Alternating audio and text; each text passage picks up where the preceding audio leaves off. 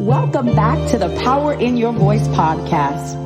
We would like to first say thank you to those who tune in week after week, those who share the link on various platforms. Thank you. Y'all, this season, we are excited to bring you some hot and new topics. We are ready to push you further into your destiny. If you feel stuck or even overwhelmed, I want you to tune in and have a mind of expectancy, because we believe that if you challenge it, it will change.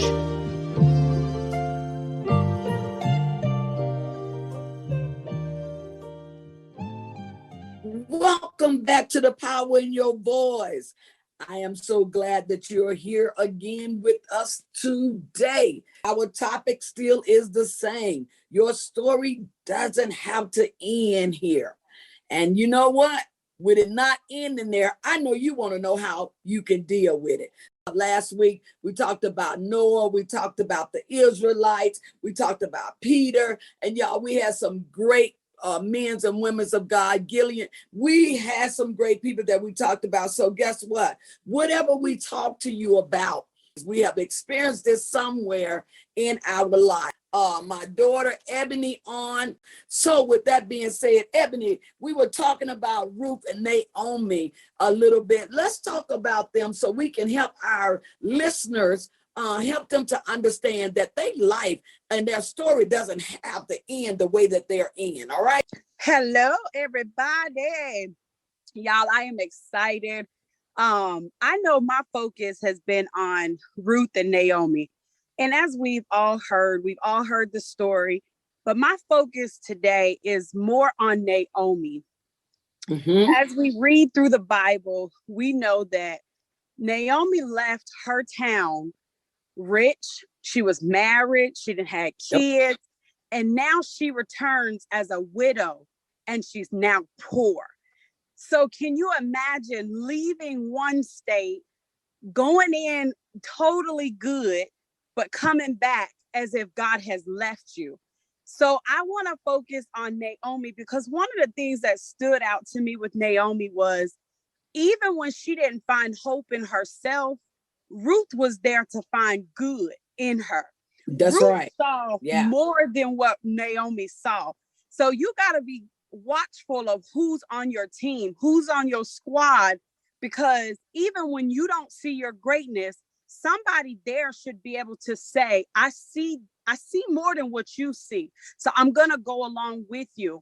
And some of the things that stood out to me was, even though Naomi felt like God had, was punishing her or left her or mad at her, she seemed to still teach Ruth. She continued to guide Ruth how to have a better future. And with Ruth listening to everything that Naomi was saying to her, Naomi was able to find hope again through Ruth. So I think that's very important. And even as I was continuing to read it, you see, Ruth it's only 4 chapters, y'all. Y'all got to go back and read it, because Ruth has so much meat. And one of the things that just was crazy and mind blowing to me was, Naomi had thought she was going to die in this state, but yet Ruth got with Boaz. God blessed her with Boaz, and they had a child. And y'all, they gave the child to Naomi. So where she was supposed to be dead, they gave her life. And let me tell you something else that was great. When they gave her life, y'all, I had to pay attention to the legacy. Y'all, David came from that legacy. So when everything around you is dying, that means you got to connect to some people that's saying there is more to you. Y'all know the story of David. David was a great man of God. So y'all, don't let what you're going through sit you down. Do not become complacent. Do not become comfortable where you are. The Lord simply says, when things are dying around you, what do? You live. It's okay to say, I'm doing great. It's okay that, yes, they died and I didn't. It's just like people that have car accidents. That person that hit you may have died, but you did it. It's okay to Yeah. say, Lord, I thank you that I did it.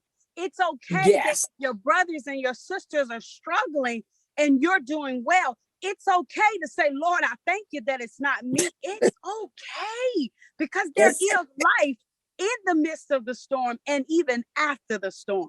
So, that's what I say about Naomi and Ruth. Y'all got to go read it. Y'all, Oh can my I God. please interject in that? Because that was so good. Come Oh on, Jay. So you was talking about that hope that Ruth pulled out of Naomi. But I believe that Naomi still had, even if she just had an ounce of hope. And I believe that because when Naomi heard what was going back on in her hometown, that's what caused her to move. Yes. She knew that she had to move. And you asked the question, well, what do you do when it seems like everything around you is dying? You keep moving. That's what you do, because that's what Naomi, even in the beginning, in verse 1 of chapter 1, it says that Elimelech, when they was in a famine, he moved. And then again in verse 6 in chapter 4, when they was in the famine again, after her sons had died and her husband had died, that's a famine for some people. And what did she do? She heard, she moved. So when you're in a situation and it looks like it's dying around you, you got to be careful of what you hear, and you have to be careful about where you're moving to. It's back to you, Dr. Lynn. I like that. Wow. Let me tell you something. Y'all better read y'all Bible. And you know the story. Let me tell you something, and we can really identify with what has happened with those great women, because we are in a pandemic still today, and people are still suffering from that. And I loved how Ebony brought this to our attention. She said that when Naomi left, she left full, you all. She had everything. But when the time the years expanded, things began to drop off of her life, and she really began to get sorrow in her, because that thing was really real. She lost her husband, then she turns around and she loses her 2 sons. We understand that death is real and death does hurt. And I don't know where you're at in your life today. You may have looked at the Lord and say, I just feel that you have done me unjust, because I really feel that Naomi felt unjust in this, y'all. I really think she felt like, wait a minute now, I've been serving you. I am a woman of you, God. I am a woman that have served you, and I raised my family up. And the reason why I can say that is because Ruth began to follow Naomi, because she said, let me tell you what else she said. She said, your God be my God. That's why I know that Naomi still was with the Lord. And so again, Naomi probably felt like the Lord had done her unjust. And so some of you may be feeling like the Lord is doing you some unjust. But let me tell you, even in feeling like God is doing you like that, Naomi still had a mind, as Jalen just said, to move. Oh my God, her ears were still open. She had heard about what was going back on in the land that she had come from. So what she did is end up going back to where the blessing was from anyway. Tell your neighbor while you're on the phone, while you are listening to me, go back to what God promised you. And so sometimes we can move too soon, and we can think that God has forgotten about us. Y'all, Naomi had to learn how to deal with this thing, and how she dealt with it is going back home. So let me hear you something. Let me hear you, Renice. Let me hear about going back. So you can go forward. When they was talking, I was thinking about when they was talking about moving. I said, sometimes you got to learn to change your scenery, because sometimes it's your scenery. It's what's around you that will make you feel as if God has forgotten about you. And when you got death around you, you got famine around you, you ain't doing like you ain't doing as well as you used to do. And so that heaviness comes over you.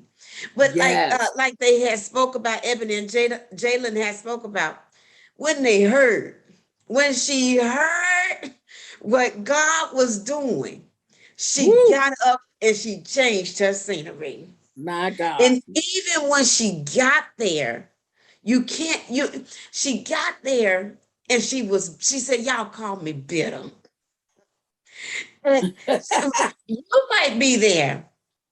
But what I thank God for is God will send you out at times 2 by 2. And you Yes, was he there, will. but your partner wasn't there. And because of your Ooh, my partner God. wasn't there, your partner said, come on, let's see this a little bit different. Because you're not strong enough to do it. Let me go do it. And sometimes that's what it takes. I don't know who is listening on today, but I have been in some places in my mind. They're literally, although I could have been sitting in the same place, I had to change the scenery in my mind if I was going to make it. If I was going to come out of those dark places, I had to change the scenery that was in my mind so that I could get up and move forward. Because one thing about God, when God makes a promise, it is his promise, but it is up to us to activate the promise that he has birthed on the inside of us. But one thing I like about God, he don't let your promise die. He will send somebody there to encourage you and to pour into you, to get you up and to get you moving. And that's what I thank God for, because there's been some times in my life that I thank God that somebody knocked on the door just at the nick of time when I didn't see no breakthrough and I didn't see no hope, when I didn't have no encouraging word. But when the promise that was on the inside of me, God said, you can't die. Because what I have birthed on the inside of you is not just for you, but what I have birthed on the inside of you, it's going to spread from person to person, from generation to generation, from nation to nation. And I thank God that he did not allow my promise to die, even when I didn't care about it no more. I'm going to leave y'all alone. I got to go. Back to you, Dr. Linda. Oh my God, y'all, this is so good, because I don't really understand why Naomi had to leave from the beginning. But whatever it was, it caused her to leave. And I know that there was a famine in the land. But what I'm saying is others stayed. So I don't know what it was that caused Naomi to move, but I am so glad that Naomi moved, because she let us know that when you transition, God still has the promise for you. Even sometimes we may move in a wrong place. Some of us may be in the wrong setting. Some of us may be even around the wrong scenery. But all you got to do is change and do what God has called you to do. Naomi, she was able to go back, and God restored everything. Well, how do you say? She didn't get her son back. Oh, yes, she did. She got that old cousin Boaz, and that Boaz made her have what she needed to have, because God had already promised what was going to come through her bloodline. And so whatever it is that you're going through, God still has a promise for your lineage. Just get back to the place where God has promised you, and never give up. Never give up on the word of God. Never stop seeking him. Never stop hearing his word. So as we have come, and I pray that something has been spoken into your life that will cause you to get up from where you are, with that something will cause you to change your scenery. Something will cause you, Jeremiah said, it's like fire shut up in my bone. And I pray that that dream, I pray that that vision, get up and it began to move and do what God has called it to do. Y'all, it is always our pleasure to come and be with you in your living room, in your gym, wherever you may be. Thank you again. I want to say thank you, Ebony. Thank you, Jayla. Thank you, Renee. I am so glad to be a part of all of your life as my listener. God bless you. Tune in next week. Peace out. Thank you in this week. Our prayer is that you be encouraged.